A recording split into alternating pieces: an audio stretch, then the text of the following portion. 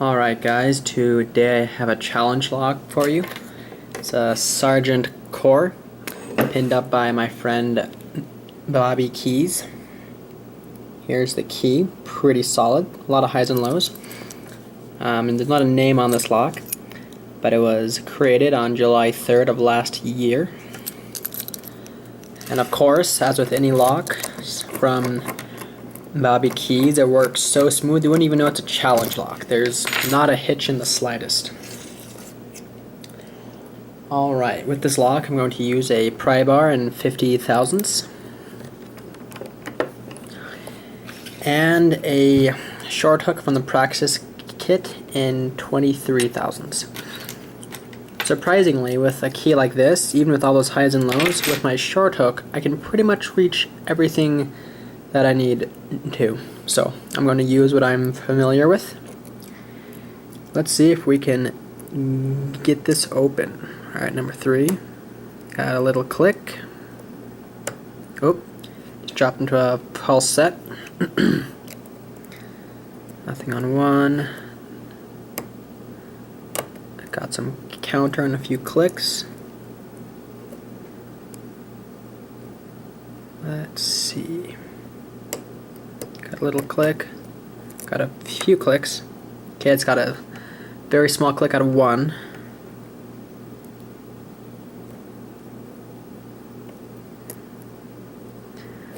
I have opened this lock before. So far on my channel I've never attempted a challenge lock for the first time on camera because I don't want I don't want to end up making a where'd it go? A 20-minute video and then not end up opening it. Those clicks felt pretty good, but I kind of lost my false set. Let me just quickly check through them and see. Maybe where it says something. Let off 1 click. So, oh, there we go. Got my false set again. Oh, there we go. Got it open. What I was almost saying was I have opened this lock before, and the first time took me 10 minutes. Second time, like half an hour. Third time, 5 minutes. So, oh, sorry. Very fun lock. Great feedback. Towards the end, though, it gets tricky. So it's a very, very fun lock. And you saw the key, you saw it works. I'm gonna lock it up. These sergeants make for fun challenge locks. Even a sergeant on his own is a fun lock. Put the screw there.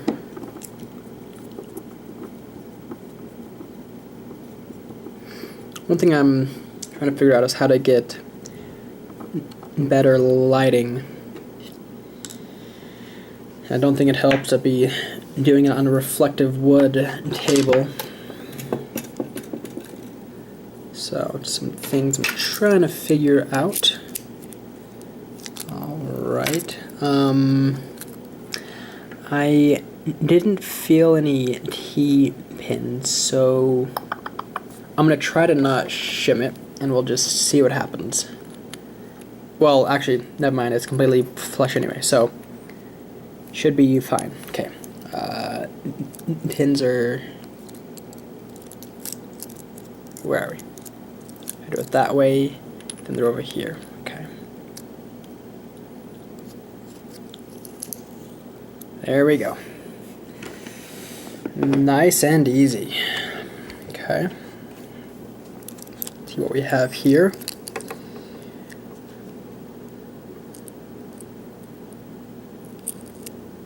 You can already see some fun things in there and some serrations. Awesome. Put that there. Put the key right there. Alright. See what we have. Number 1. Torpedo. Whoa. Number 2. Look at that guy. Whoop. If I could hold it, it's almost like a snowman. Like, if I can focus, that is beautiful. That really, yeah, serrations with some wide serrations and some very fine serrations as well. That is beautiful. Ooh, that is a beautiful, beautiful key pin. Number 3 is normal. Whoop. Went number 4, then number 5. Whoop. Number 4. Torpedo with a beautifully super fine serration right there, and one up there as well. That is awesome. Number 3 has 3 beautiful serrations. Man, I don't know how you make those so fine and so consistent. When I make serrations, when I try to make serrations, they're all over the place, but those are beautiful. In the core, I don't know if you can see that, but in number 2, it's undercut. Number 4 and 5 have serrations. Beautiful job. All right, see what we have up here.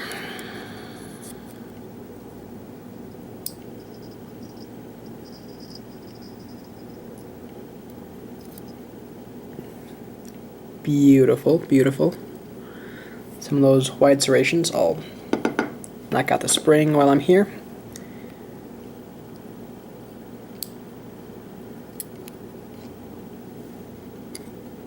Seriously, I love all these beautiful serrations. It's like he can add serrations anywhere, it seems like. Spring's not coming out for number 4. I'll start from the front now, see if we can get that out at the end. Number 1. I said I didn't feel any T-pins, but look at this beauty. That is amazing work. Oh, that is beautiful.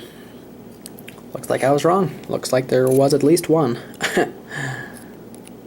Spring. There we go. Little copper spring. Number 2.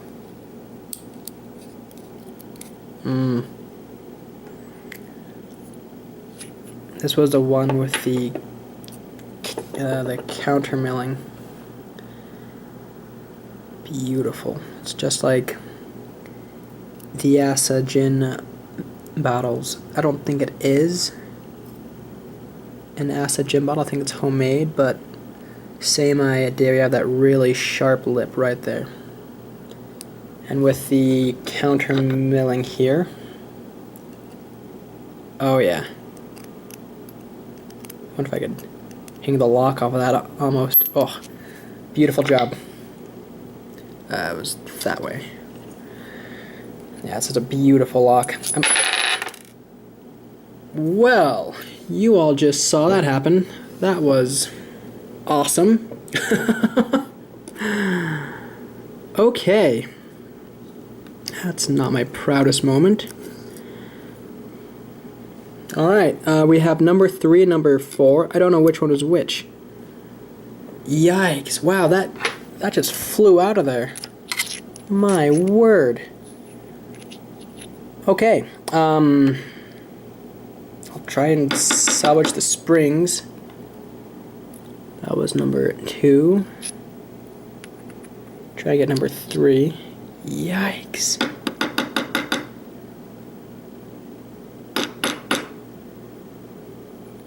Number 3 doesn't want to come out. Oh. Right there.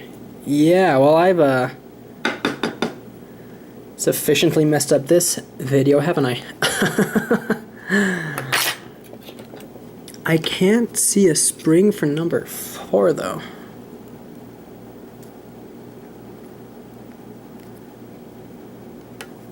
Interesting. Yeah, that's easily my worst getting a attempt I've had. It's hard to get worse than that, right? Yikes. And I know this community's so great. A lot of you guys will say, oh, it happens to all of us, no worries. But either way, though, that is... Did the spring fall out? Yeah, I couldn't find a spring in number 4. Interesting. Okay, well, Bobby, if you're watching, or anyone else that's had this lock, if you can help me... Sorry, gotta move the camera. If you can help me figure out how number 3 and number 4 were. Let's see, number 4 had the serrations.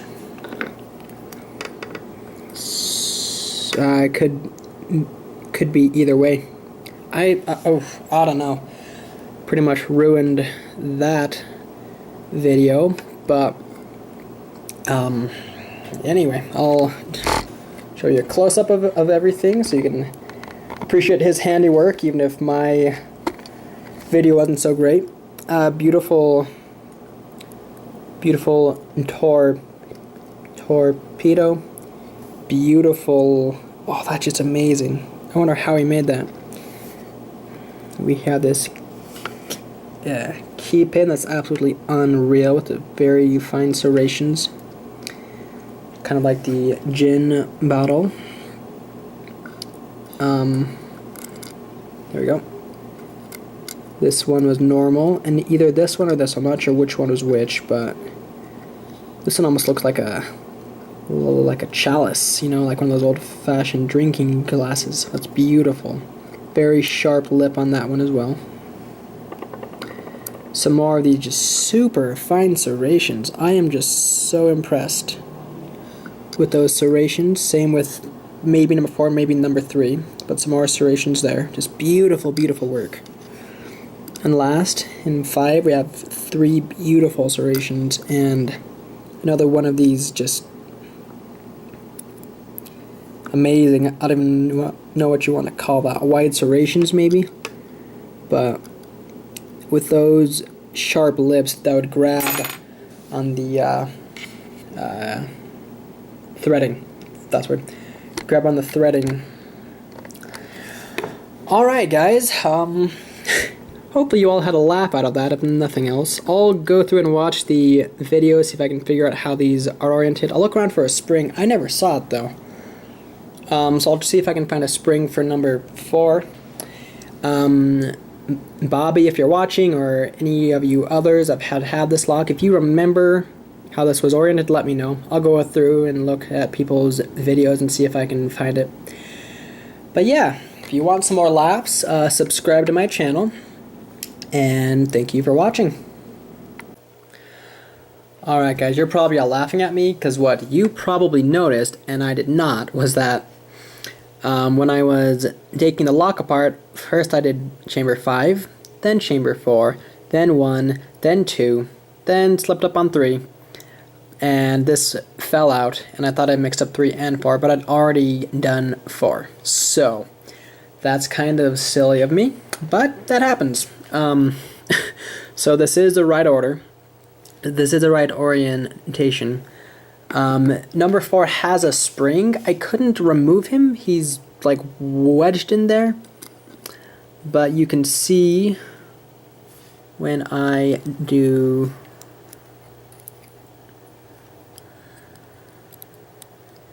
that, you can see that there is a spring.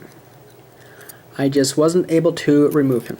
So anyway, this wasn't as horrible as I thought it was. That was sloppy of me, either way, to have the follower slip out, but not a complete disaster. Hope you all enjoyed that. If you like what you saw, please subscribe, and thank you for watching.